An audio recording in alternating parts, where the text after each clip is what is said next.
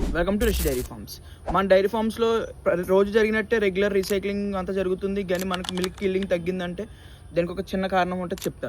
ఏదైతే మనం daily supplementation కానీ లేదంటే మనం తెచ్చే గడ్డి వేసేది కానీ దీంట్లో ఉన్న చిన్న చిన్న పురుగులు, ఏదైతే గడ్డి ద్వారా వచ్చే చిన్న చిన్న పురుగులు ఉంటాయి, అవి ఒక బఫెలో లేదా ఒక ఆవు అయినా ఒక గేదైనా లేదంటే ఒక గొర్రె అయినా దేంట్లో అయినా సరే దాని లోపల పాములు జలగలు వంటివి ఫామ్ అవుతూ ఉంటాయి. సో దానివల్ల మిల్క్ కిల్లింగ్ అనేది తగ్గుతూ ఉంటుంది. దానికోసం మన గవర్నమెంట్ ప్రొవైడ్ చేసిన దీన్ని మనం పాముల మందు అంటాం, జలగల మందు అంటాం. ఏదైతే మన సిరంజ్ 20% ఉంటుందో 20 ml, ఆ 20 mlతో ఫుల్గా తీసుకుని ఒక యానిమల్కి డైరెక్ట్ మనమే నోట్లో సప్లిమెంటేషన్ అనేది చేయాలి. దేంట్లోని మనం దానాలని కానీ ఎటువంటి దాంట్లో ఇవ్వకూడదు. ఏదైతే సప్లిమెంటేషన్ మనం డైరెక్ట్గా మనం దీని ద్వారా మనం దాని యానిమల్ లోపలికి ఇస్తే కనుక మనకి డైరెక్ట్ బఫెలోస్కి అనేది లోపలికి వెళ్ళడం జరుగుద్ది.